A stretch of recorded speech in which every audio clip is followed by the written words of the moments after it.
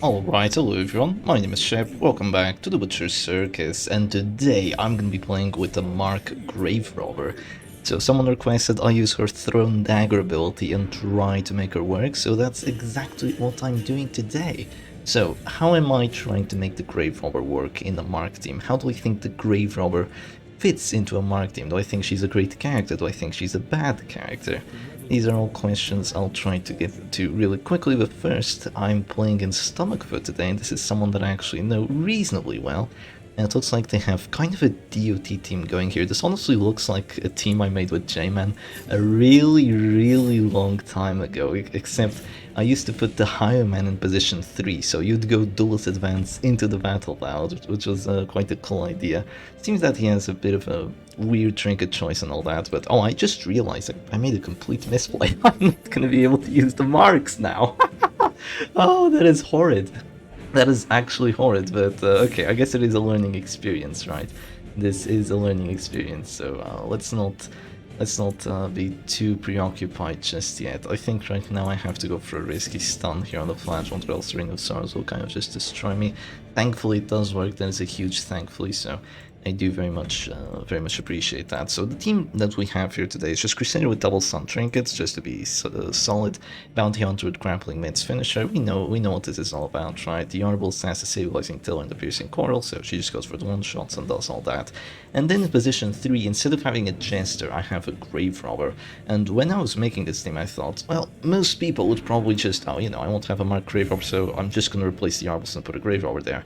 But if I do that, then I just have a worse Arbalist, which isn't a good idea. And I'm not saying that the Grave Robber is underpowered, because she isn't. She's a reasonably decent character. Now, I have to think for a little bit, because there will be a region, then he gets to go first. Honestly, going for that flashpoint isn't really ideal here, so instead, I'm probably gonna go for the Jester. He's a very important character, so let's just drop the Thrown Dagger on him. So yeah, instead of just replacing the Arbalist with a Grave Robber, I need to make use of her strengths, and instead of just having her as kind of a shooting character that doesn't have access to all of the Arbalist OP abilities, I will have her as kind of a damage support character and a finisher, just making use of her strengths, because those are her strengths. She has a few strengths, and I think that the Grave Robber is actually one of the best designed characters for the Butcher Circus. She's just a very well done character, because you can play her in lots of different ways. That's what I like about characters that are well done in Circus. Sadly, characters like the Bounty Hunter can't be played in many different ways. You know, you can try to fit them into DOT teams, you can try to fit them into strength teams, but it's very niche. But the Grave Robber works very differently. You can use pretty much every single one of her abilities, and they're all great, so you don't really know which one to take. But at the same time, it's not like the Flagellant where you're stuck with choosing between Reign of Sorrows and Reclaim. It's more like you have, oh, I shouldn't have picked this character. It's fine, it's fine. I'm trying to go on a monologue, also trying to play a team I'm not familiar with, so it is a bit difficult for me, but let's just go for the Thrown Dagger, and everything will probably be alright. But yeah, it's not like the Flagellant where you have to pick one of his abilities and you just feel bad regardless. In the Grave Robber, you can trinket to what you want to do, and also use your playstyle as to which abilities you want to use the most, and overall you'll be quite okay. In this situation, I've decided to bring the well-balanced stiletto on her, as well as the finisher, mostly because she doesn't need an accuracy trinket on the Thrown Dagger. This is no pistol shot, this ability is actually decent. It has 120 accuracy base, which is honestly really nice. And it also, please hit, okay, there we go. And it also has a decent damage mod, it's plus 60%. She's not gonna do one-shots like the Arbalist, of course, but she's still gonna hurt a fair bit. And I brought the finisher because, of course, you want to have that killing potential. And why do you bring the stiletto? Well, it gives you plus 10% damage, which is good. And this is a very controversial trinket, because some people think that, oh, you're gonna go for the melee attack hit, and then you're gonna go for like a flashing damage or something. And well, you can't do that. If you want to make use of that on melee attack hit buff self, and just give yourself plus damage and crit, you're just gonna be worse off, because you're probably gonna have to drop a pick to the face, and then drop a flashing dagger, but 99% of the time you'd have been better off just dropping the flashing dagger, so that's not something I want to go into right now. The reason I have it is because after going for that Thrown Dagger, I will give myself more accuracy, as well as more death blow dealt chance with the melee skill, so I'll be able to use the lunge and the pick to the face to just get those death blows, so she has a really good way of being a support finisher here, which is of course what I want.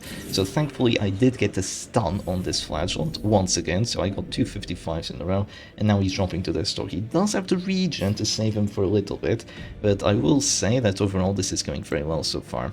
One thing about the Grave Robber set, I had to make a choice in terms of her abilities, because I absolutely despise not bringing the... what do you call it? I absolutely despise not bringing the panic darts on her, but in this team it's actually more doable. You can get away with not bringing panic darts, because usually when you try to play a damage Grave Robber, you might just go ahead and run into a protection team, so you're gonna need that panic darts to be able to deal with the prot, because unlike the Arbalest, you don't have an armor piercing trinket, so it is a bit difficult to deal with those protection teams. But since she's in position 3, and since she's not a primary damage dealer, I can just get away with using the pick to the face, and that's what I decided to do here. Usually you can just take off the Thrown Dagger and bring the panic darts, because you're not going to use a Thrown Dagger. If you want to use a damage Grave Robber, majority of the time you're going to go for lunge. You can also go for the Flashing Dagger build, which is what I really like about her. She just has so many of these niche little builds that all work, and it is quite enjoyable to see. So here I'm going to misplay and click with my Bounty Hunter. It's not a terrible misplay, because the Grave Robber is dropping anyway, so I would have had to risk a death blow anyway, but I might lose my Bounty Hunter here, but thankfully I don't, which is a huge thankfully. Now, do I want to go for the lunge, or do I want to heal the Bounty Hunter and also go for the lunge? It is difficult, but I think keeping the Grave Robber alive here is overall going to be better. The game definitely isn't won. I mean, I still have to deal with an Antiquarian with good dodge and the finisher, so that's always a difficult thing to do. And of course the Highman here is very well alive, but not after this lunge he isn't. That is a very, very juicy crit for 27. And yeah, this is really the Grave Robber you love to see. You just love to see her get those huge damage rolls. It's not every time she does it, but when that does happen, it is actually really quite nice. So it's going to be fetching Vapors now. He's probably gone. He isn't gone. He lives. This Bounty Hunter does not want to go down just yet. Now you can go for the stun. Oh, the juicy crit. This Crusader just absolutely carried this match. Of course, the backline did their job, you know. They took out the Jester, the Bounty Hunter got the kills. The Caltrops was kind of a throw, but overall, the team did what it was supposed to do. Overall, the team did what it was supposed to do. But without the Crusader here, just getting those stuns and allowing the kill on the Flashbomb to happen, and now making sure that the Highman doesn't even get his turn, like, this match would have gone very, very differently. But overall, I'm quite satisfied with Grave Robber's performance. This is the first time I'm trying this team out with the Thrown Dagger, and honestly, it worked pretty well. It did work pretty well, so I'm not even dropping to their store here. Oh, that's nasty. My opponent doesn't surrender. There they go. Now they surrender. They weren't quite sure if I was dropping to their store just yet, but a 4-0 with a little bit of RNG on my side, as well as... no, I actually didn't go first. So my opponent can't complain all that much. But anyway, let's go on to match number 2.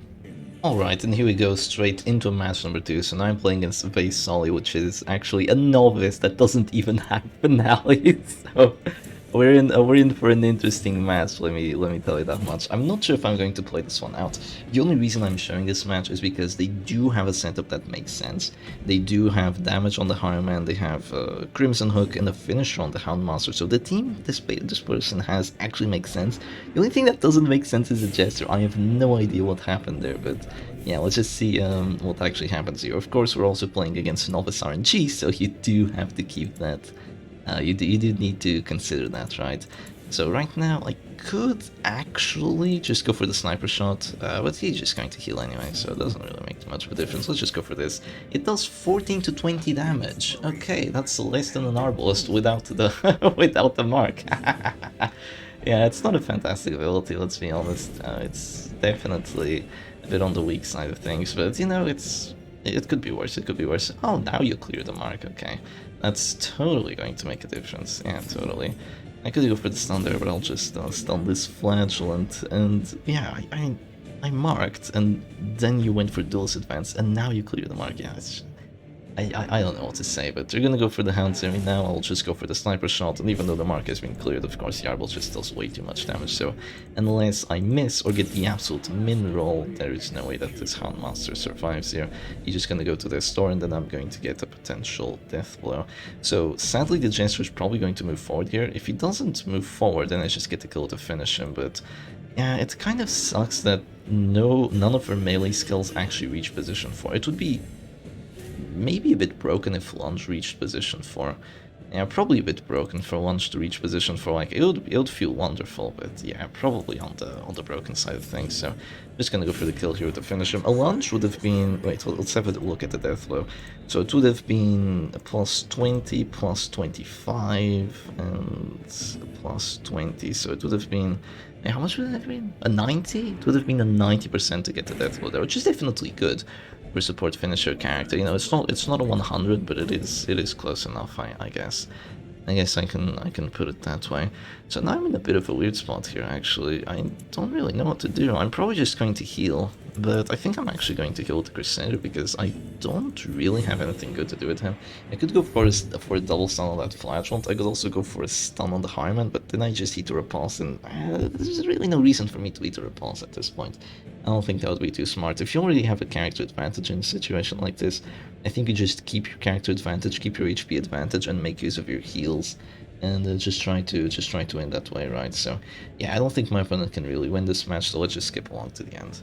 I actually forgot to mention, but this is something that, well, I don't want to forget again, so I'm actually going to say it right now, is that you actually have a really decent amount of reach having a Grave Robber instead of a Jester, because with the Jester it would be the Halo comp, and one of the biggest problems with the Halo comp is that, apart from the Bounty Hunter getting the pulls, you don't really have too much reach to position 4. Your position 3 character really can't do anything about it. You can only just go for the finale, right? But if you have a Grave Robber here, and if you have that Throne Dagger, you can deal with it way better than you normally would. Of course, you're gonna have to deal with accuracy problems, but I mean, the Crusader just does his thing. He still has a 100 accuracy base, so it's fine.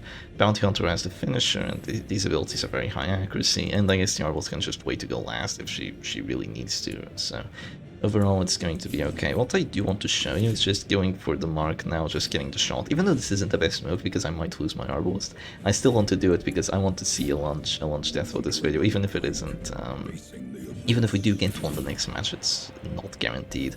So let's see it. Yeah, but minus 30% death resistance, so the launch is pretty much guaranteed. I might even be able to go for the pick. Yeah, it's 100 with the pick, actually. Yeah, sure, well, let's move forward here. Crit death blow onto that Highman. Very good death blow chances with that lunge, of course. Much better than a Jester with his Dirk Snap, right? The Jester with the Dirk Snap, even with the mark for death, it's only going to be a 90% chance. And I guess with the pick to the face, you get a tiny touch more, which is best, right? Even though you don't have the Cloak and Dagger, because the Cloak and Dagger would really help. This is not a melee Grave Robber. She's not doing too well here in terms of how good her melee is, but once again, I'm misplaying because I could probably just go for a stun into a finish him, and then the pick to the face would probably have been a kill. But I guess I'm just going for the death blow the start of next round, I suppose. Yeah, let's just put it that way. So now it's just gonna be finish him, and yeah, he's down. I actually do so much damage. Yeah, finish him is insane. I want to see how much damage it would do. Yeah, of course, after you use the Shadow Fade, it doesn't really count as a ranged ability anymore. I do think that in the base game, there was a time where Shadow Fade would like stun an enemy character and it was a ranged ability, or at least it would hit an enemy character. And if it hit an enemy character, then I guess it could give you the buffs from the low bound stiletto, which would have honestly been great, but you know, yeah, wishful thinking. So yeah, of course she does really decent damage. Unlike the Jester, she actually does good damage without needing the finale. I mean, look at this launch damage, it's awesome. Look at this pick to the face damage. She doesn't care if it's a Man-at-Arms with how much protection, like 80% protection. She's still going to do like pretty much his entire health bar if she gets a crit. Even if the Man-at-Arms isn't position 1, that's something that even the Arbalist can't do. So that is one advantage for her. And now we just need to get the death on the Flagellant and move on to match number 3. Of course, once the game wants to behave. Alright, and here we go straight into match number 3, and now this time we're playing against Superman, and this person has a very interesting team setup because this is an apprentice player. And I'm telling you, apprentice and veteran players are the scariest because they have some ideas, they have some tricks up their sleeve, and this person knows what they're doing. They have Insignia of rank, Eerie Eye Man-at-Arms, so they're going full on for the debuffs. And yeah, this looks to be a debuff team between the Terrifying Yelp and I guess the Bell debuffs as well. This is a really interesting setup. Man-at-Arms in position 4, Grave Robber here with the exact same setup I have, except the finisher is in position in position 1, so this person is throwing already. Why do you have Giant Chopper and Bonefest? There's just some really odd choices about what my opponent's doing. Just a thing here and there that looks really odd, but first things first, I'm actually going to drop the Caltrops. But Chef, please, you have 2 Mark characters. You can usually get away with this because you only have 1 Mark synergy character, and the Arbel's just, you know, does 13 to 22 damage anyway, so you know, it's fine, just drop the Caltrops. But in this situation, come on, you have Throne Dagger, you have Sniper Shot, why are you dropping Caltrops? Now, the reason I'm doing it is because no heals, no heals. Well, would be limited heals, but actually no heals, and also no heals, so this entire team is suffering from the no heal syndrome, which I very much appreciate, right? None of them are going to be able to heal themselves or their allies, which is a major advantage for me, of course. So right now I can just drop this onto the Grave Robber, and yeah, this is something that's actually great about Throne Dagger. You get a lot of accuracy, you get a lot of 120 accuracy. That's enough to hit most characters, even without an accuracy buff. Even, you know, without, yeah, I mean, she can't go last and get more accuracy for it, but it's definitely a good amount to have. It sucks that she doesn't get the plus accuracy like she does in the base game.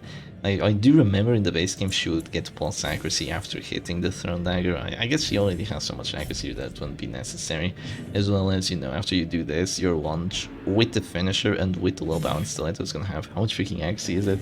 It has, let's see, it's gonna be 110 plus 15, so it's gonna be 125. Yeah, it's gonna be 145. That's almost finale numbers of accuracy, so that is, of course, very, very good. So this Grave Robber is, yeah, she's really not enjoying herself. She's already dropping to the store here. And my opponent seems to be dogpiling on my Crusader, which I think is a terrible decision, because not only can he go Virtuous, he's very tanky. He has 45 HP, he has 15 prot. He's really not an easy character to get through, so I don't really fully understand why you do it, but you know, I guess that is down to my opponents. I genuinely think dropping Lunge now is a better move than going for the finish. And why? Why do I think that?